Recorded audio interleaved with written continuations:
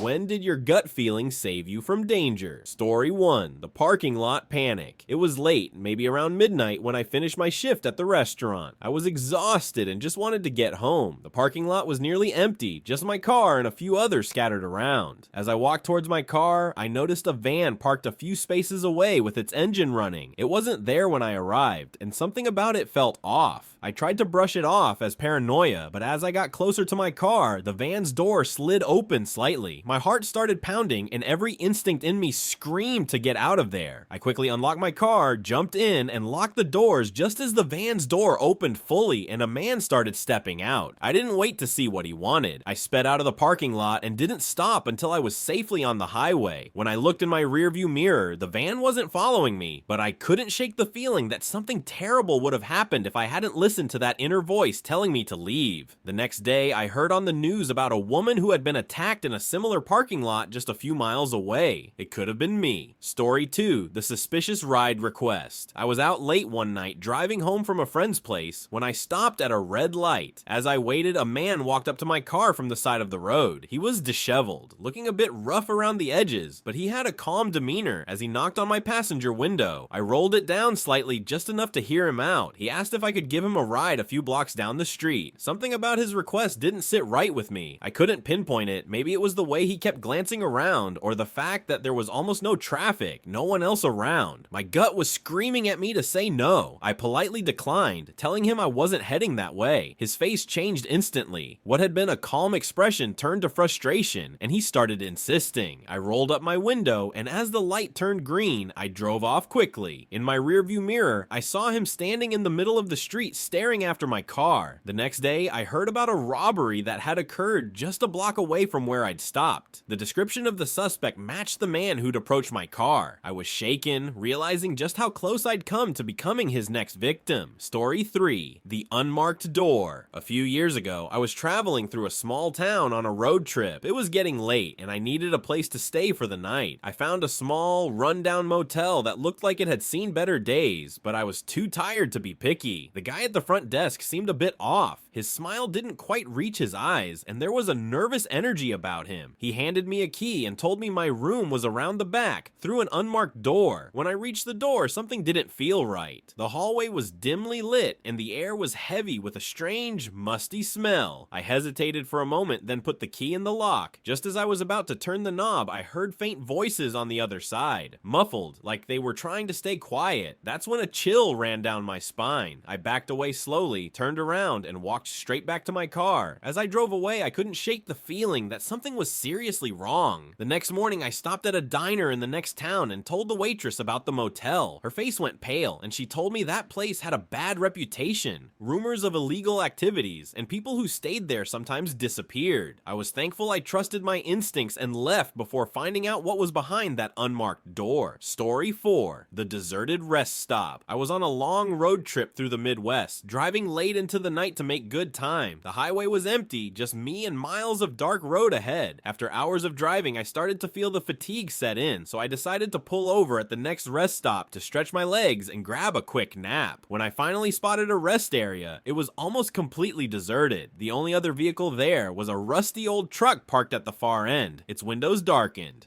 As I parked my car and stepped out, I noticed how eerily quiet it was. There wasn't even a breeze to rustle the trees. I walked towards the restroom building, but something didn't feel right. My gut was telling me to get back in the car and leave, but I was tired and tried to push the feeling aside. Then I noticed the truck's door slowly open and a man stepped out. He didn't look like someone just taking a break. He was too alert. His eyes locked on me as he started to move in my direction. That's when my instincts kicked in hard. I turned on my heel, quickly got back into my car, and locked the doors. As I sped out of the rest stop, I glanced in the rearview mirror and saw the man standing where my car had been, watching me drive away. I didn't stop again until I reached a well-lit, busy truck stop miles down the road. Later, I couldn't shake the thought of what might have happened if I hadn't listened to that gut feeling and stayed at that deserted rest stop. Story 5. The wrong turn. A few years back, I was visiting a new city for work. After a long day of meetings, I decided to go for a walk to clear my head and explore a bit. It was getting dark, but I felt confident enough to wander without a map, just taking in the sights. I ended up in a part of town that looked a little rough around the edges. Closed shops, graffiti on the walls, and not many people around. I thought about turning back, but figured I'd just keep walking until I found a busier street. As I continued, I noticed a group of men hanging out on a corner up ahead. They seemed to be watching me, and I felt a sudden, intense urge to turn around, but I didn't want to seem scared, so I kept going, even though every instinct told me to leave. As I got closer, one of the men stepped into the street, blocking my path. His friend started moving towards me, and I realized this was about to go very wrong. I quickly crossed the street, pretending not to notice them, but my heart was racing. I could hear their footsteps quicken behind me. Without thinking, I ducked into a small alleyway, hoping it would lead to a main road. I kept moving, not looking back, until I saw the lights of a busy street ahead. When I finally made it out of the alley, I looked back and saw the men standing at the entrance, watching me with cold eyes. I didn't stop until I was back at my hotel, safe behind locked doors. That night, I couldn't stop thinking about how close I'd come to something terrible, and how that wrong turn could have ended very differently if I hadn't trusted my instincts to get out of there. Story 6. The Creepy Customer. A few years ago, I was working the late shift at a small convenience store in my hometown. It was a quiet night, with only a few customers coming in now and then. Around midnight, a man walked in who immediately gave me the creeps. He was unkempt, with wild eyes that darted around the store as if he was looking for something, or someone. He didn't seem like he was there to shop. He was just lingering, pacing up and down the aisles without picking anything up. I kept an eye on him, trying to stay calm, but every time I looked up, he was staring directly at me. The store was empty except for him, and the usual comfort of the security cameras and alarm button behind the counter didn't feel like enough. I had a gut feeling that something was very wrong, and I started to think about what I would do if he tried anything. Finally, he came up to the counter, but instead of buying anything, he just stood there, staring at me with a strange smile on his face. I decided to pretend I was waiting for the security guard to return from his break, even though we didn't have one on duty that night. I looked past the man and said loudly, "Hey, can you come back up here for a second?" The man's smile faltered, and he quickly looked over his shoulder. Without another word, he turned and walked out of the store, disappearing into the night. I watched him leave, my heart pounding, and immediately locked the door behind him. Later, I learned from the police that a man matching his description had been involved in a robbery at another convenience store just a few miles away. Trusting my instincts that night might have saved me from something far worse. Story 7. The Late Night Shortcut. One night, after a long shift at work, I decided to take a shortcut home through a neighborhood I wasn't too familiar with. It was late, around 2 a.m., and the streets were deserted. The shortcut would save me about 15 minutes, and I was eager to get home and collapse into bed. As I turned onto a narrow, dimly lit street, I noticed a car slowly trailing behind me, keeping pace, no matter how fast or slow I walked. At first, I told myself I was just being paranoid, but as the car continued to follow me, my anxiety grew. I could see the silhouette of the driver, but the windows were tinted too dark to make out any details. My heart started racing, and every instinct in me screamed to get out of there. I quickly scanned my surroundings, looking for an escape route. I noticed a small alleyway up ahead and made a split-second decision to duck into it, hoping the car wouldn't follow. As soon as I turned into the alley, I broke into a run, weaving through the narrow passageways, trying to put as much distance between me and that car as possible. I could hear the engine revving behind me as it sped up and drove past the alley entrance, clearly searching for me. After a few minutes, I emerged onto a busy street, breathless and shaken, but relieved to see people and traffic. I ended up taking the long way home, sticking to well-lit, populated areas. The next day, I couldn't stop thinking about how close I came to who knows what, and how taking that shortcut could have led to something far worse if I hadn't trusted my instincts and gotten out of there.